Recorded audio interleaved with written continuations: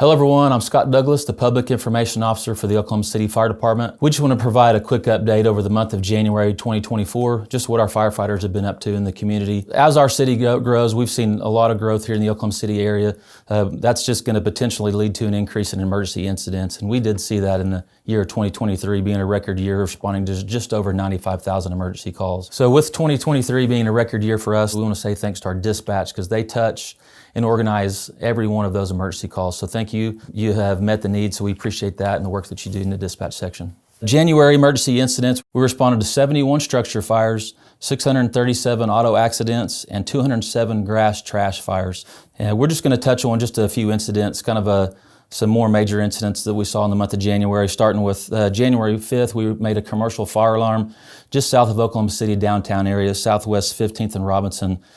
This was close to the downtown area, so we got quite a few phone calls on this. It provided a big smoke show not far from Oklahoma City. This was a vacant structure. Thankfully, nobody was injured, but it was a vacant tire shop, and it did put out some impressive flames.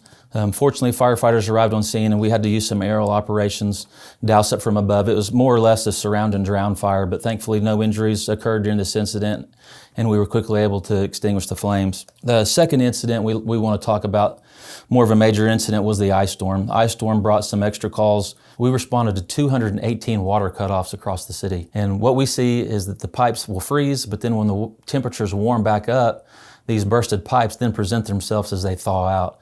So then they start flooding these residential and commercial properties. At that time, we're called out just to cut off the water to prevent any further damage. We responded to multiple vehicle accidents, even had some fire truck accidents as well. We had work in a car accident on I-240, and we had a vehicle that slid into one of our fire trucks and damaged it.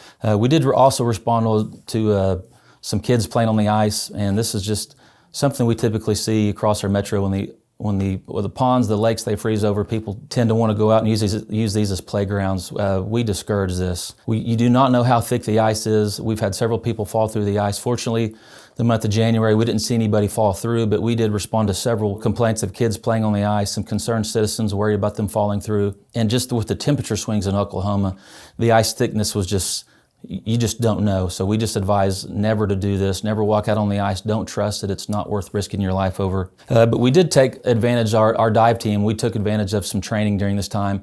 We try to be prepared and ready for all these incidents. So the cold weather, the ice, that's typically something that your body's not used to, so we try to utilize this just to get acclimated to the weather. The cold weather, your hands are cold, your equipment's cold, so this is something that we want to be proficient at if an emergency does come in. Another emergency incident that firefighters responded to in January was a person that was trapped underneath a vehicle. This occurred on January 23rd around 6:26 in the evening time. The person was working on a vehicle in a parking garage near the 400 block of West Sheridan. When the car had rolled back, trapping the individual, pinning him underneath the vehicle. Firefighters were called to the scene, and Rescue 6, which is where our technical rescue equipment and our firefighters are housed out of, they quickly deployed their technical rescue equipment, lifted the vehicle off of the patient, and then the patient was then transported to a local hospital. On January 30th, about 4:43 a.m., firefighters were dispatched to a commercial fire alarm. On scene, firefighters witnessed heavy flames and heavy smoke coming from a commercial structure. This was a auto repair shop that was on fire and began applying water from the outside.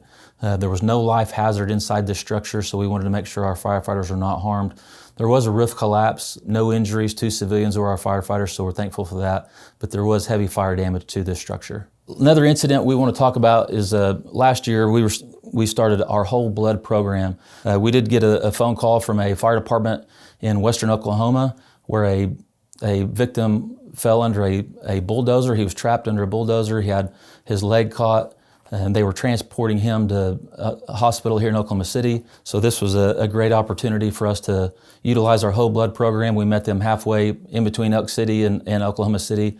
We were grateful for the opportunity, thankful the collaboration that we had with the Elk City Fire Department, and glad this worked out and this improved this person's chance of survival. Also in January this year, we were proud to announce the launching of our Mobile Integrated Health Unit. The Mobile Integrated Health Unit really consists of two separate programs. It's a community advocacy program and an overdose response team. So the overdose response team is going to respond to these overdose calls. We're going to administer Narcan. help them come out of their overdose, and then they hand that information over to the community advocacy program. And this is really just to help people, days, weeks, months after. We want to make sure that they're getting the help they need. We realize there's maybe a bigger problem in their life, so we want to help them past that initial 911 call. Update from our training division, the month of January, they were busy conducting Sergeant's Academy and Lieutenant Academies. 25 sergeants made a sergeant list, and they were busy conducting academies for those. The EMS divisions had a busy January, hosting several classes for our firefighters. They have basic life support classes as well as advanced life support classes. And these are classes our firefighters have to go through every couple years to make sure that their EMS certifications are up to date. The EMS division has also been busy going out to 38 fire stations across the Oklahoma City area, auditing the EMS kits, making sure the supplies are there and that everything is up to date. Our fire prevention services houses our code compliance, it houses our risk reduction office, and then our fire investigation. 21 fires were investigated in the month of January. 9 was classified as accidental. 7 fires were classified as incendiary, meeting the elements of arson. 6 of the incendiary fires were referred to the DA's office for prosecution, and 5 were classified as undetermined. Quick update from our code division, the month of January. 500 new construction inspections were done in January. 90% were completed within 2 business days. There were a total of 2,198 requests for service completed in the month of January for our code division, and 100% of the plan reviews, of the construction plan reviews, were completed within 5 business days. So good job to our code division. Update from the risk reduction team. Our risk reduction officers are great at getting out in the schools in our community, trying to minimize the risk, letting people know the risk. So thank you to the risk reduction officers for the work you do. They also did a smoke alarm canvass January 27th. They canvassed 269 homes. They actually entered 55 homes and installed 136 smoke alarms. So thank you, Risk Reduction, for that. Well, thank you for watching our January monthly update from Oklahoma City Fire Department. We just want to remind everybody, it is cold outside. It is okay to use a space heater just to make sure that you're using it safely. Also with the extension cords, make sure they're not being used as a permanent supply of power. They are just a temporary means of power. And we are seeing some grass fires, so please, if you're going to be outside in the community, just pay attention to what you're doing outside. We've seen some discarded cigarettes, some outdoor construction that's caused some grass fires, and we've also seen some grass fires that were started intentionally from people burning brush. If you do have a pile of brush or something you're needing to burn on your property, please make sure to reach out to our code division and obtain a burn permit before you do burn. Well, this is our January monthly update of what your Oklahoma City Fire Department has been up to. Thank you for watching, and stay tuned for our February update. Thank you.